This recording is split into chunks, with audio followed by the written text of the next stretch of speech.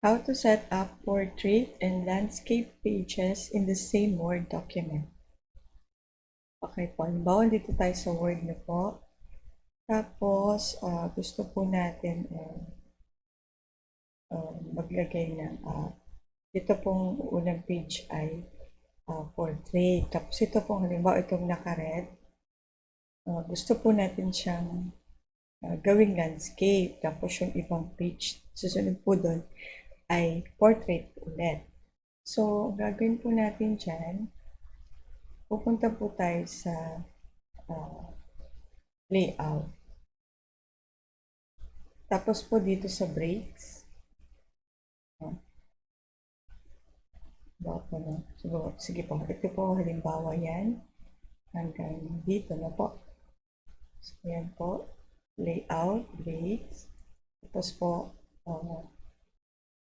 next page po.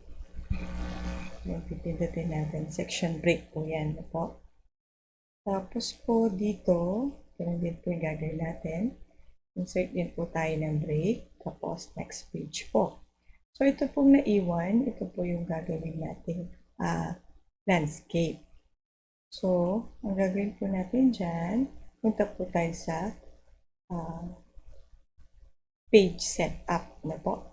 Pero bago po yun, dapat po ito pong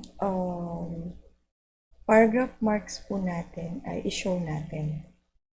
So makikita po natin dyan na meron na pong section break, no? Yan po. Tapos dito may section break na rin po yan. So from dito po hanggang dito, yan po, nakahiwalay po siya, ano po?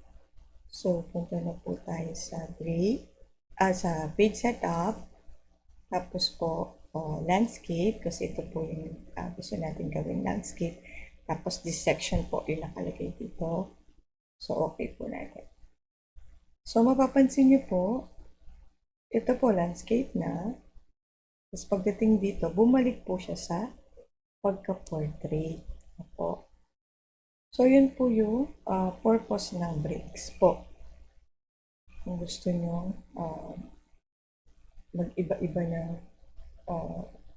layout, no? Page layout. So halimbawa ito, gusto mo na naman po siyang gawing landscape. So insert ka lang ulit po ng break. Ito po, next page. Tapos, ganun din po dito. Kasi baka po, gusto mo portrait po yung kasunod. So, may break na po, no? So, ito po, gagawin natin uling landscape. So, pag kilik mo po, ayan po. Ito siya. Landscape, portrait, landscape. Gusto mo po itong landscape ulit. Pwede rin po. Ano po? Ganyan lang po siya. Simple. Dapat po, no, naka-show po yung inyong paragraph marks para makikita niyo po kung meron na kayong section break. Okay po? Sana po ay may natutunan po kayo ulit sa akin at salamat po ulit sa panonood. Thank you po.